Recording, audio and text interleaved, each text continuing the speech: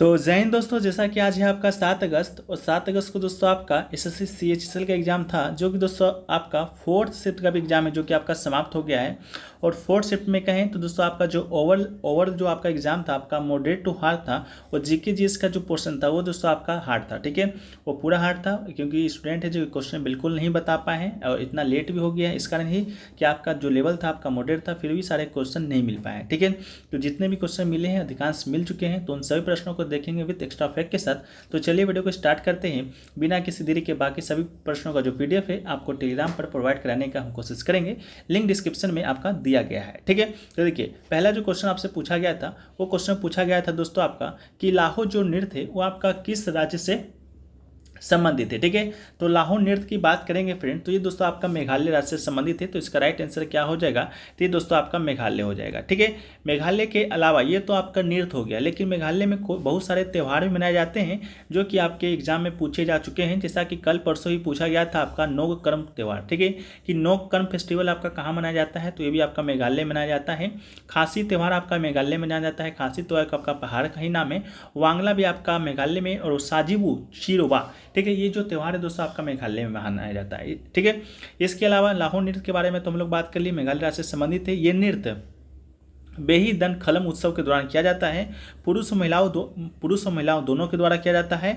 और जैंतिया जनजाति इस नृत्य उत्सव का प्रदर्शन करती है। इसके अलावा कुछ और नृत्य हैं, जैसा कि देरुगाटा हो गया, दोद्रुआ हो गया, सांद हो गया, नोकक्रम हो गया, ये सभी आपका क्या किया जाता है, ये सभी नृत्य भी आपका मेघालय में ही किया जाता है। ठीक है, तो ये आपका क्वेश्चन पूछा गया था।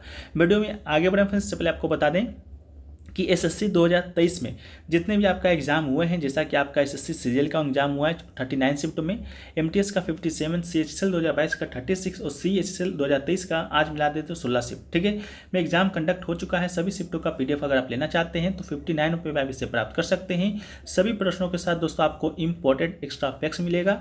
ठीक है, जो कि आपके आगामी एसएससी एग्जाम के लिए इंपॉर्टेंट होने वाला है। साथ में आपके जीके जीएस करंट अफेयर्स के प्रश्न मिलते हैं।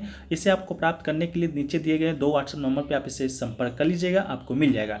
अगर आप सिर्फ सीएचएसएल का लेना चाहते हैं, जो कि अभी चल रहा है एग्जाम, 2 से 17 अगस्त तक आपका एग्जाम चलेगा, तो उन सभी का पीडीएफ आपको मात्र 25 रुपये के न्यूनतम शुल्क में मिल जाएगा। आज लीजिएगा तो 16 शिफ्टों का, कल लीजिएगा तो 20 शिफ्टों का। ठीक है, आपका डेली बेसिस पर पीडीएफ है जो कि आपका अपडेट होता रहेगा। दोनों में से किसी व्हाट्सएप नंबर पर आप मैसेज करके इस पीडीएफ को प्राप्त कर सकते हैं। ठीक है, नेक्स्ट क्वेश्चन पूछा गया था कि समवर्ती सूची आपका किस देश के संविधान से लिया गया है। ठीक है, तो समवर्ती सूची के विषय में पूछा गया था। हमने आपको फर्स्ट शिफ्ट के ही वीडियो में बताया था कि जब आपसे पूछा गया था कि विधि का जो शासन है किस देश के संविधान से लिया गया है, उसी के एक्स्ट्रा फैक्ट्स में भी बताया था कि समवर्ती सूची आपका ऑस्ट्रेलिया के संविधान से लिया गया है। साथ में आपका प्रस्तावना की जो भाषा है वो भी आपका ऑस्ट्रेलिया के संविधान से ही लिया गया है। तो ठीक है, तो आशा करते हैं जो लोग भी एनालिसिस देख कर कहे होंगे आप इसका राइट आंसर करके आ रहे होंगे। ठीक है, तो आपका ऑस्ट्रेलिया राइट आंसर हो जाएगा। ऑस्ट्रेलिया में समवर्ती सूची के अलावा जो व्यापार करने की स्वतंत्रता है, वाणिज्य और पारस्परिक व्यवहार है, संसद की दोनों सदनों की संयुक्त बैठक है, इन सभी का जो प्रावधान है ये भी दोस्तों आपका समवर्ती सूची पर समवर्ती सूची के तहत आपका ऑस्ट्रेलिया के संविधान से ही लिया गया है। अब बात कर लेते हैं समवर्ती सूची का। तो ये जो समवर्ती सूची है आपका जो भारत का जो संविधान है उसका 7वीं अनुसूची में आपका 3 सूचियों का वर्णन है। उसमें एक सूची आपका समवर्ती है, इसके अलावा एक सूची आपका राज्य है, एक सूची दोस्तों आपका संघ है। ठीक है, इन 3 सूचियों का वर्णन है। राज्य सूची में उन विषयों को शामिल किया गया है जिस पर कानून बनाने का अधिकार आपका राज्य का है। संघ सूची में उन विषयों को शामिल किया गया है जिस पर कानून बनाने का अधिकार आपके संघ को यानी कि केंद्र को है। और समवर्ती सूची पर कानून उन विषयों को रखा गया है जिन विषयों पर कानून आपका राज्य बना सकता है और संघ भी बना सकता है। लेकिन जब आपका समवर्ती सूची पर कोई कानून, मान लीजिए संघ को भी जरूरत पड़ा वो भी बना दिया, राज्य को भी जरूरत पड़ा वो भी बना दिया, तो किसका महत्व ज़्यादा होगा, तो दोस्तों आपका संघ का जो कानून बनाया गया होगा वो आपका सबसे ज़्यादा इंपॉर्टेंट हो जाएगा, राज्य वाला खत्म हो जाएगा। इस बात को भी आप लोग याद रखिएगा। ठीक है, नेक्स्ट क्वेश्चन पूछा गया था कि सबसे कम साक्षरता दर वाला राज्य कौन सा है। ठीक है, तो ये भी क्वेश्चन हमने आज के फर्स्ट और थर्ड दोनों शिफ्टों में डिस्कस किया है। ठीक है, कि राज्य का साक्षरता दर किस राज्य का है, क्योंकि साक्षरता दर से संबंधित जो प्रश्न आपका फर्स्ट शिफ्ट में भी आया है और मे बी थर्ड शिफ्ट में भी आया है। ठीक है, तो आपका फर्स्ट शिफ्ट में आया था देश का साक्षरता दर, और आपका जो सेकंड या थर्ड शिफ्ट में आपका आया था सबसे कम साक्षरता वाला जिला। ठीक है, तो दोस्तों आपका सबसे कम साक्षरता दर वाला राज्य इस बार आया है, तो बिहार इसका राइट आंसर आपका हो जाएगा। ठीक है, बिहार हो जाएगा, जहाँ की साक्षरता जो दर है आपका 61.8% है। ठीक है, लेकिन सबसे ज़्यादा अगर आपसे पूछ दिया जाए सबसे ज़्यादा किस राज्य का है, तो ये दोस्तों आपका केरल का है। केरल का जो साक्षरता दर है वो दोस्तों आपका 94% है। इसके अलावा देश का यानी कि भारत का साक्षरता दर की बात करेंगे तो 74.0% है। इसके अलावा जिला की बात करेंगे सबसे ज़्यादा वाला तो आज आपसे पूछ दिया गया है, सबसे कम दोस्तों आपका शेरशिप हो जाएगा। ठीक है, शेरशिप हो जाएगा जो कि दोस्तों आपका मेघालय में है। इसके अलावा सबसे ज़्यादा दोस्तों आपका आलमगीरपुर कुछ था, अब याद नहीं आ पा रहा है, उसको एक बार हम लोग देख लेते हैं। यहीं पर आपका होगा, ज़्यादा दूर तो नहीं होगा, थर्ड शिफ्ट में ही पूछा गया है कि सबसे कम जो साक्षरता है आपका किस जिला का था, उसको भी एक बार हम लोग देख लेते हैं। तो अलीराजपुर, ठीक है, अलीराजपुर को जो आपका जिला है जो मध्य प्रदेश का है, सबसे कम साक्षर वाला जिला है। ये आपका देखिए थर्ड शिफ्ट में आया था, PDF में ही अभी आपका शामिल किया गया है। और सबसे कम दोस्तों आपका शेरशिप जिला है जो कि आपका मेघालय मिजोरम में है, और सबसे ज़्यादा शेरशिप और सबसे कम दोस्तों आपका क्या है, तो आपका अलीराजपुर है। ठीक है, इस बात को भी याद कर लीजिएगा। ठीक है, चलिए नेक्स्ट प्रश्न की ओर बढ़ते हैं। तो नेक्स्ट प्रश्न आपका जो पूछा गया है वो दोस्तों पूछा गया है कि जवाहरलाल नेहरू, ठीक है, जवाहरलाल नेहरू विश्वविद्यालय के पहले चांसलर कौन थे। ठीक है, पहले चांसलर की बात करेंगे दोस्तों आपका, तो वो पूछा गया था विषय के बारे में, तो गोपाल स्वामी पार्था शास्त्री। ठीक है, गोपाल स्वामी पार्था शास्त्री इसका राइट आंसर दोस्तों हो जाएंगे, जो कि आपका 28 अप्रैल 1969 को पहले चांसलर बने थे, जो कि 27 अप्रैल 1974 तक आपका चांसलर थे। ठीक है, जवाहरलाल नेहरू यूनिवर्सिटी की बात करेंगे यानी कि JNU का, तो ये दोस्तों आपका दिल्ली में पड़ता है, ये बात आपको मालूम होगा। ठीक है, चलिए इसके बाद वर्तमान की बात करेंगे। वर्तमान में कौन आपके वाइस चांसलर है, तो शांति श्री धुलीपुड़ी आपके वर्तमान में चांसलर हैं, जो कि आपका 8 फरवरी 2022 से अभी तक वहाँ के चांसलर भी हैं। ठीक है, चलिए नेक्स्ट क्वेश्चन की बात करते हैं फ्रेंड्स। तो नेक्स्ट क्वेश्चन जो आपसे पूछा गया वो दोस्तों आपसे पूछा गया था कि इनमें से कौन सा जो त्यौहार है और नृत्य दोनों है। ठीक है, 4 ऑप्शन करके दिए गए थे, उगादी, बिहू भी एक ऑप्शन आपका उसमें से दिया गया था, तो बिहू इसका आपका राइट आंसर हो जाएगा। ठीक है, जो बिहू आपका जो त्यौहार है और नृत्य दोनों है वो दोस्तों आपका असम राज्य का है। आप लोग को मालूम होगा, कभी कभी आप लोग देखते होंगे बिहू फेस्टिवल के बारे में भी आपका प्रश्न बनता है और बिहू नृत्य के बारे में भी प्रश्न बनता है। बिहू जो त्यौहार है असम में आपका 3 साल में 3 बार मनाया जाता है, माघ बिहू, काटी बिहू, भोग बिहू, इस प्रकार करके। ठीक है, इसके अलावा असम में आपका कौन कौन से त्यौहार मनाए जाते हैं, तो एक दोस्तों आपका अम्बुबाची। ठीक है, अम्बुबाची जो त्यौहार है फेस्टिवल, ये दोस्तों आपका असम में ही मनाया जाता है। एक बार पूछा गया था कि असम में कहाँ मनाया जाता है, कौन से मंदिर में। ठीक है, तो ये दोस्तों आपका असम में कामाख्या एक मंदिर है जो कि गुवाहाटी में पड़ता है, वहाँ पर दोस्तों आपका मनाया जाता है। इसके अलावा भोगाली बिहू जो कि हमने आपको बताया, इसके अलावा बैसागु और देही पटकाई, ये सभी जो दोस्तों आपका कहाँ पर मनाया जाएगा, तो ये सभी दोस्तों आपका असम ही मनाया जाएगा। इसके अलावा गुजरात की बात करेंगे तो नवरात्रि, जन्माष्टमी, कच्छ उत्सव, उत्तरायण, मोढेरा नृत्य उत्सव, ये सभी दोस्तों आपका गुजरात में मनाया जाता है। आंध्र प्रदेश की बात करेंगे तो दशहरा, उगादी, दक्खन महोत्सव और बरहोत्सव, ये सभी दोस्तों आपका कहाँ मनाया जाता है, तो ये सभी दोस्तों आपका आंध्र प्रदेश में ही मनाया जाता है। तो इस बात को भी आप लोग याद कर लीजिएगा। नेक्स्ट क्वेश्चन पूछा गया था कि निम्नलिखित में से कौन सरोद वादक है, तो 4 ऑप्शन दिए गए थे और पूछा गया था कि इनमें से कौन आपके सरोद वादक है। ठीक है, तो कौन सरोद वादक है, 4 ऑप्शन दिया गया था, उनमें से एक ऑप्शन शायद आपका अमजद अली खान था, जो कि आपका बिल्कुल राइट आंसर हो जाएगा। ठीक है, अमजद अली खान आपका राइट आंसर हो जाएंगे। 2001 में इन्हें भारत के दूसरे सर्वोच्च नागरिक सम्मान पद्म विभूषण से भी सम्मानित किया गया है, 1975 में पद्म श्री से भी सम्मानित किया गया है, 1991 में आपका पद्म भूषण से भी सम्मानित किया गया है। तीनों आपके जो भारत के सर्वोच्च नागरिक सम्मान है, 4 में से 3 इनको आपको सम्मानित किया गया है। इसके अलावा अन्य सरोद वादक में देखिए तो उस्ताद अलाउद्दीन खां, अमजद अली खान, अयान अली खान, अमान अली, अली अकबर खान, विकास महराज, दौलत खान, शरण रानी, राजीव तारानाथ, अब्दुल समी खान, विश्वजीत रॉय चौधरी, अमित गोस्वामी, उस्ताद आफिज अली खान और आशीष खान। ठीक है, ये सभी क्या है, तो ये सभी दोस्तों आपकी सरोद वादक ही हैं। ठीक है, एक क्वेश्चन पूछा गया कि भारत में किस अवधि को योजना अवकाश की अवधि के रूप में आपका जाना जाता है, ये क्वेश्चन आपसे पूछा गया था। तो भारत में जो योजना अवकाश की जो अवधि के रूप में जाना जाता है वो दोस्तों आपका 1966 से 1969 तक का जो काल था वो आपका भारत में योजना अवकाश का ही अवधि था। ठीक है, इसके अलावा पिछली योजनाओं की विफलता के कारण सरकार ने 1966 से 1969 तक 3 वार्षिक योजनाएं घोषित की थी।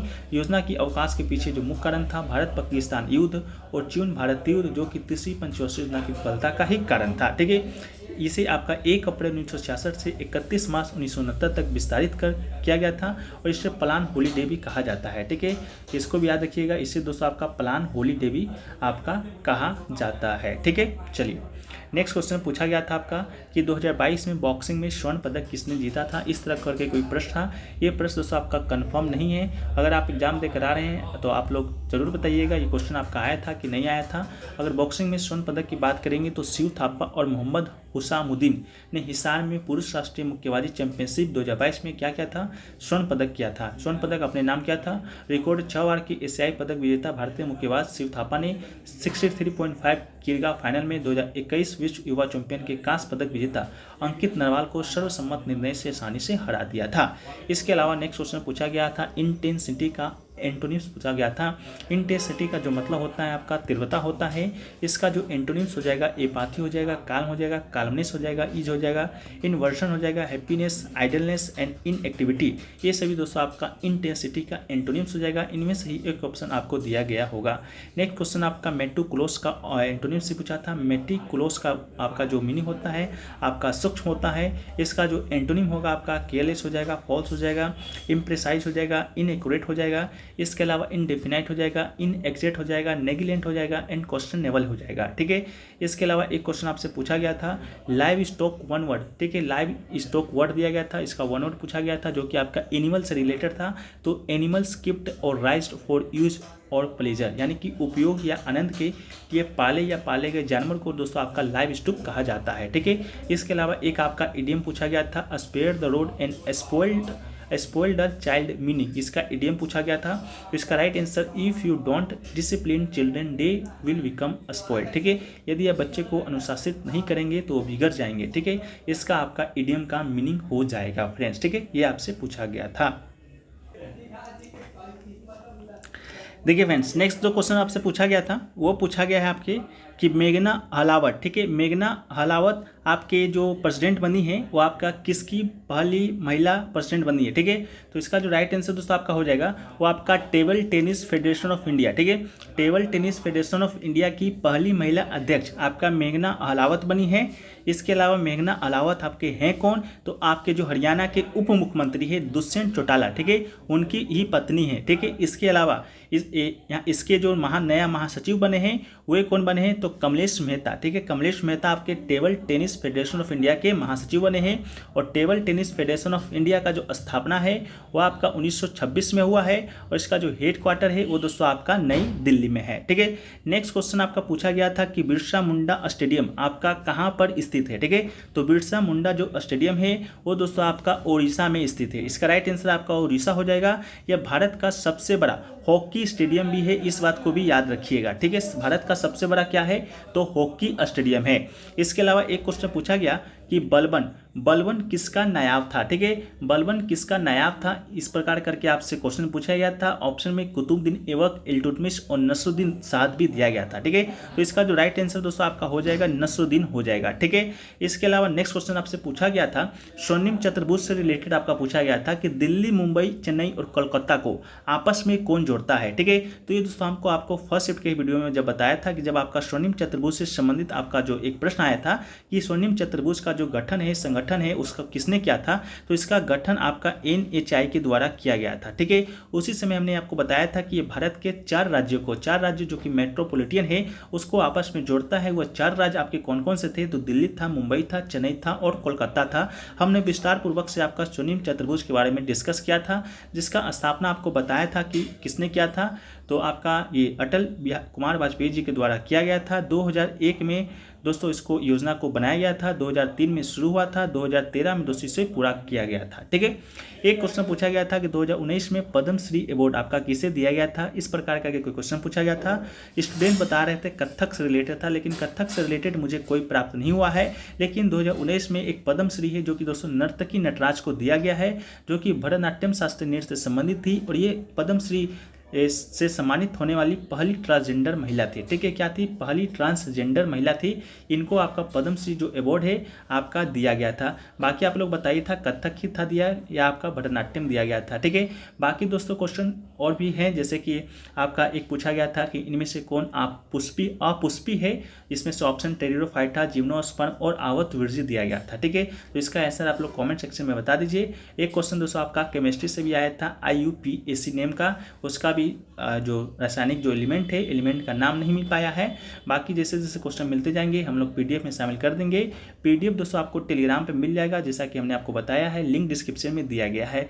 लेकिन अगर आपका SSC 2023 में जितने भी एग्जाम हुए हैं, आपका प्रीवियस ईयर क्वेश्चन से 40 से 50% आपके क्वेश्चन आपके प्रीवियस ईयर क्वेश्चन से ही देखने को मिलते हैं। ठीक है, तो SSC CGL का, MTS का, CSL का और CSL अभी जो चल रहा है उसका PDF लेना चाहते हैं तो मात्र 59 रुपये के शुल्क में से प्राप्त कर सकते हैं। लेकिन आप सिर्फ CHSL का लेना चाहते हैं जो अभी चल रहा है तो उसको 25 रुपये में प्राप्त कर सकते हैं। नीचे दिए गए 2 WhatsApp नंबर में से किसी पर आप उसको प्राप्त जानकारी ले सकते हैं। ठीक है, तो चलिए हम लोग वीडियो को स्ट्रीम पर समाप्त करते हैं। वीडियो पसंद आए वीडियो को लाइक कर दीजिए, चैनल पर नए चैनल को सब्सक्राइब कर दीजिएगा। PDF टेलीग्राम पर आज का चला जाएगा। जय हिंद, जय भारत।